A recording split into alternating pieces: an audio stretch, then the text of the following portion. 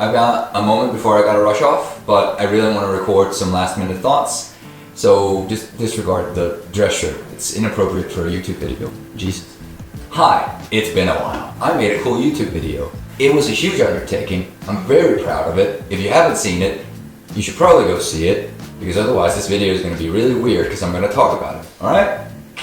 There is a ton of little details and Easter eggs that I'm dying to talk about, although I'm sure that keen-eyed viewers will have already pieced the puzzle pieces together. So much love, attention, and time has gone into this project. There is a ton of work that goes into taking something from storyboard to the final product.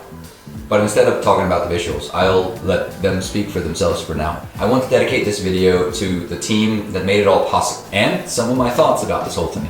Still, later on, I do want to share content somewhere, but honestly, I don't really know where to share anything nowadays. We've got the racist app and the fascist propaganda machine and what, the hate speech hole.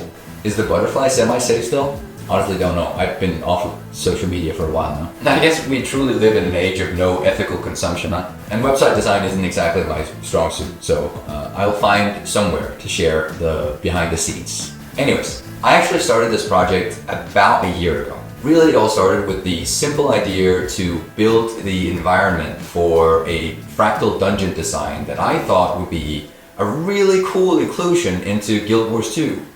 The Abyssal Fractal. I mean, really all I wanted from the get-go was to do some cool still renders of the environment and show off my 3D skills. But as things have a tendency to do for me, the project just kind of kept growing, and all of a sudden I was there with a storyboard laid out for a whole short story I wanted to tell. And so I labored on it in my spare time in silence, just hoping that one day I could show off this cool, fun thing that I was doing.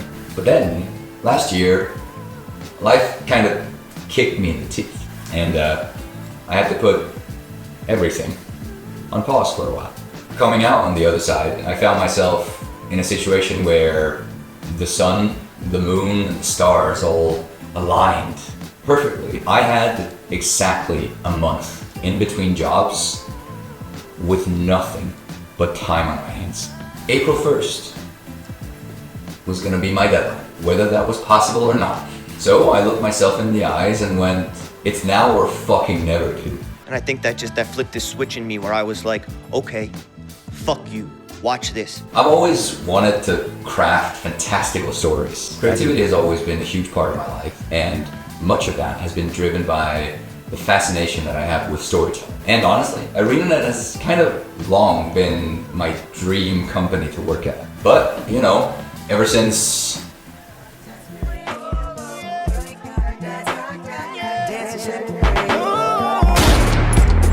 a random ass hat. That, for a long while, I was kind of gripped by this paralyzing fear that a stupid situation had turned me into persona non grata. And so, I never attempted to even pursue that dream.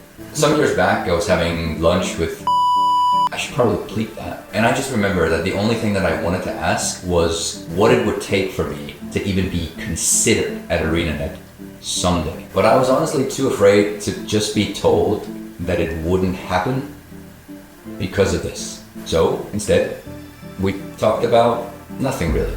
You know, for me, it's one of those moments in life that I look back on sometimes with immense regret. Wouldn't have hurt to try. So I found my own path, and I learned a whole lot. And so when I pivoted off of Guild Wars 2 concept to pursue my dreams, I didn't really feel comfortable sharing anything with. I produced some cool shit, if I do say so myself, and I don't intend on stopping that either. And I guess big dreams never really die. Probably they shouldn't. And so in many ways, this project, for me, is a bit of a love letter to a franchise that has meant a whole lot for me in a tough period of time in my life. Right, back to the project.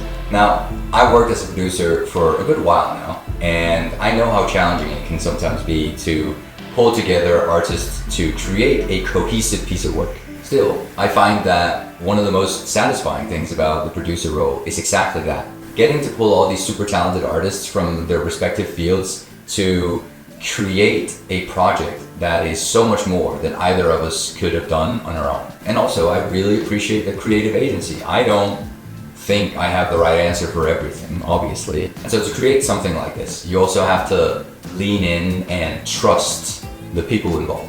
Enough preamble. Allow me to praise the team. First off, we've got Robin. Some of you will know him as Corvus, the fantastic music and sound designer for this project. I've worked with Robin before on other big projects, massive talent. And sometimes, I don't know if he just gets me or if we're just energetically aligned. But damn, his work just hits spot on for me every time. I don't have a musical bone in my body, unfortunately. So for me, the way that I navigate through music is very much by feel and vibe. Like, music is such an integral part of really, truly conveying the tone, the feelings, the gravity of a scene. And Robin just nails it. Always a pleasure to work with. Then we've got our wonderful logo artist, Sophia, or Shiloh. Like myself, you probably know her work from all of the super cool dragon-inspired Guild Wars 2 logos that she created a while back. I find that logo design is such a particular skill. It has to convey something so specific, and in this case, something very grandiose. Like for an expansion trailer, the logo just kind of has to punch you in the face at the end to really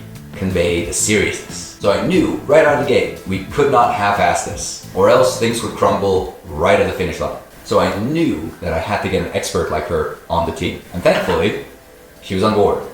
At first, all I had was this terrible sketch that I had made for the storyboard. Now, I didn't really know where to go with this. I am not a strong logo designer. But she took that and turned it into something that was so much cooler than I had ever hoped for. I was kind of blown away by how amazing it turned out. Next up, we've got Lauren, who did a fantastic job with the voiceover. Voiceover work can be a real challenge, especially when the script wasn't totally finalized when I first reached out to her. I'd gone over so many different iterations of the script because I didn't really know where I was going with the character. For a long while, I thought it would be really funny to have the fractal god be somewhat chaotic and have multiple personalities. So I played around with the script and the voice effects and how I wanted to actually portray this for a while, but none of it really stuck. Until at some point I was watching a movie and there was this voiceover that had this solemn, slow pace, and immediately the character pieces just clicked into place for me, and I was like, I know someone who could do that. And luckily, Lauren was up for it, and she did an amazing job at setting the tone for like this gloom and doom situation, but also the hopefulness of it. Absolute pleasure to work with. Also, with Lauren on board and the tone, vibe kind of set, I knew exactly where I wanted the script to go. I've long been a big proponent of absurdist nihilism, popularized in Albert Camus' The Book of Sisyphus, which is one of my all-time favorite books. I've read this multiple times, but it can really be summed up in 5 sentences. So allow me to paraphrase. One either gives into despair or lives in hope. The point is to live. And although one always finds one's burden again, the struggle itself towards the heights is enough to fill a man's heart.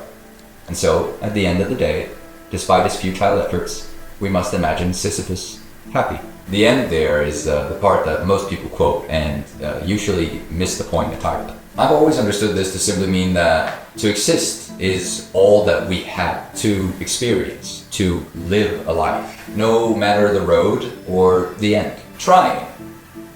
That's what matters. And well, as someone who can relate, I decided to take some inspiration from this and channel that into something creative. You know, the theme of an all-engulfing whoa just seemed very fitting for me. It's been so fun and intense to push this project to the finish line. There's a lot I would have loved to have done better. Higher quality render outputs, fixing sliding UVs or unintended light sources. There's not really a single asset or texture in this piece that's meant for close-ups, but I really like close-ups, so I made a big effort to make it work anyways. But really in the end, I just didn't have the time or the budget to push this further. I started this project thinking, oh yeah, totally, let's get that 4K render. Easy peasy. And then as you get closer to the deadline and see how little time you have left and you start to calculate whether a render farm could alleviate the problem and you see the cost and all of a sudden it hits you like, how about 720p? All I'll say is that the denoiser is really working overtime in some scenes. But thank the Lord, because otherwise it would not have been possible for me to meet the deadline. So yeah, if anyone wants to fund the 4K render, hit me up. Jokes aside, sometimes you just gotta ask yourself, is it perfect? No, maybe not. Do I love it? Yes, very much. And that's all that matters. Robin, Lauren, and Sophia, thank you for trusting the process and trusting me with your artistic talents. It means the world to me that we could bring this into reality. And that shaman, you know what you did. Thank you. It wouldn't have been possible without you. This project means a whole lot more to me than I can easily put into words. And that's why I wanted to make this video, I guess. A lot of effort and feelings have gone into this project.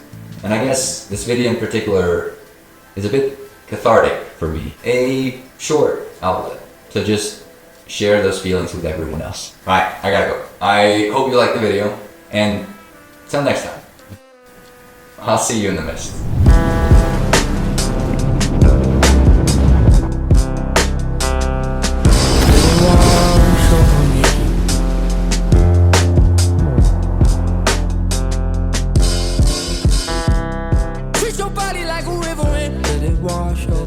See you coming at me like a wave. Let it wash. Touch me, swell away.